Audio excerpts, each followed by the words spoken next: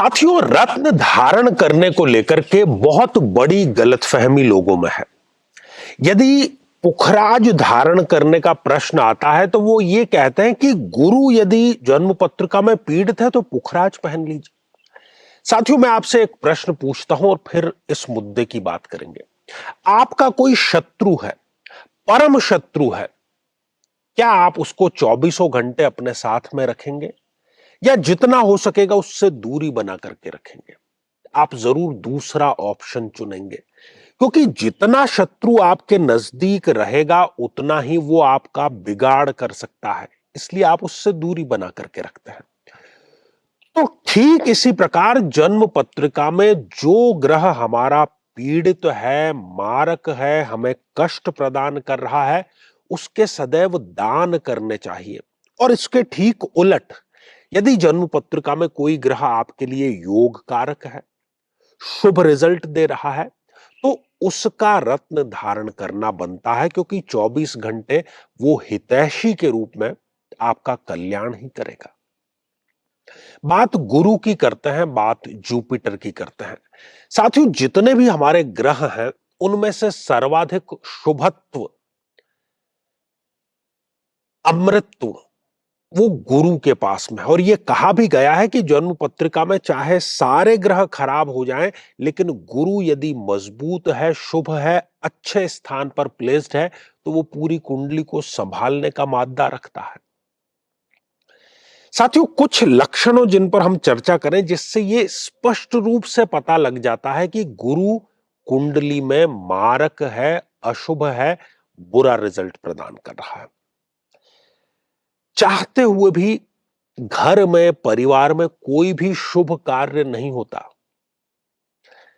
शुभ कार्य केवल तभी हो सकता है जब गुरु कुंडली में अच्छी अवस्था में है।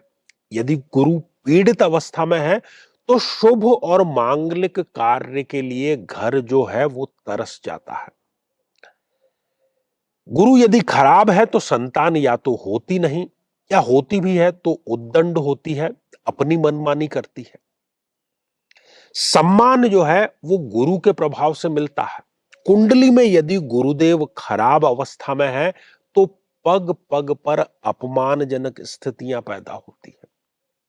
व्यक्ति ज्ञान से कभी अभिमुख नहीं होता, उसको ज्ञानवर्धन करने में कभी कोई रुचि नहीं होती है। कुसंग का सदैव वो साथ देता है। यदि गुरु मारक है तो अपने स्वयं का घर बनाने का सपना व्यक्ति का सपना ही रह जाता है। शरीरगत यदि लक्षणों की हम बात करें तो शरीर के विभिन्न स्थानों पर वसा की गठाने होना, कहीं ना कहीं ट्यूमर होना, मोटापा होना, ये सारे बिगड़े हुए गुरु के कारण होता है।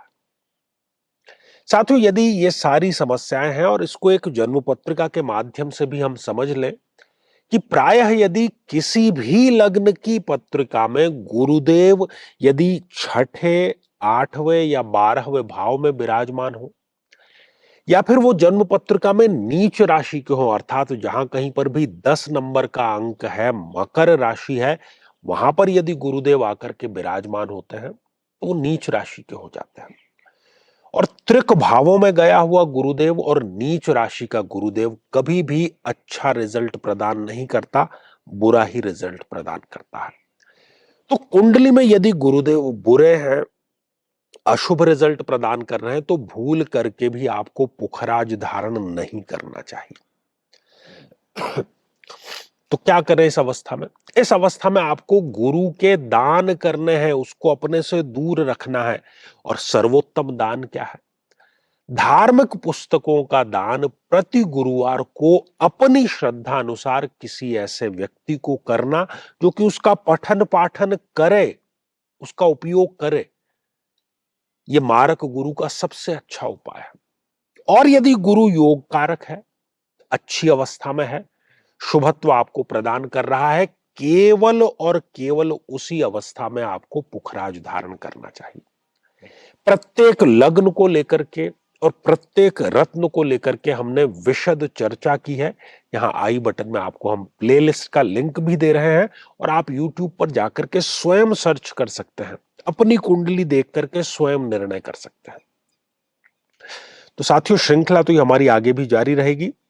यदि आप भी चाहते हैं कि आपकी कुंडली का सूक्ष्म और वैज्ञानिक विश्लेषण हो, तो आगामी समय में मैं स्वयं इन शहरों में उपस्थित रहूंगा। आप समय लेकर के मिल सकते हैं या फिर टेलीफोनिक या वीडियो कॉल के माध्यम से भी आप जुड़ सकते हैं।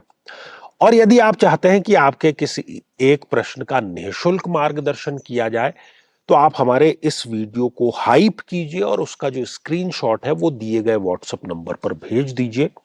तो आगामी शनिवार को जो लाइव कार्यक्रम है उसमें हम आपका प्रश्न जरूर शामिल करेंगे। तो साथियों, इसी मंगल कामना के साथ में कि आप सभी स्वस्थ, समृद्ध और शांतिपूर्वक जीवन व्यतीत करें। नमस्कार। साथियों, कई वर्षों के जन्म पत्र का अध्ययन और लाखों कुंडलियों के अध्ययन के बाद हम ये कह सकते हैं कि यदि किसी की जन्म पत्रिका में चंद्रमा पीड़ित है, तो उसको इस ग्रह की महादशा में इन 9 लक्षणों का, इन 9 कष्टों का, पीड़ाओं का अवश्य सामना करना पड़ता है।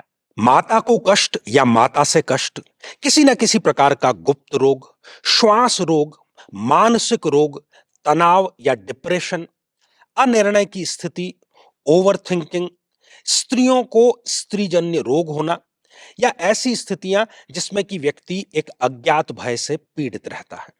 लेकिन साथियों, यदि आप भी इन सभी कष्टों से स्थायी और सटीक मुक्ति प्राप्त करना चाहते हैं, तो उसका तरीका है इस ग्रह की महादशा मंत्र साधना दीक्षा, जो विशेष रूप से आपके नाम, आपकी जन्मतिथि के अकॉर्डिंग की जाएगी। और गुरु दीक्षा के माध्यम से अभिमंत्रित माला भी आपको प्रदान की जाएगी, ताकि न केवल ये सारे कष्ट दूर हों, बल्कि ये पूरी की पूरी महादशा आपके लिए शांतिदायक और सुख समृद्धिदायक साबित हो।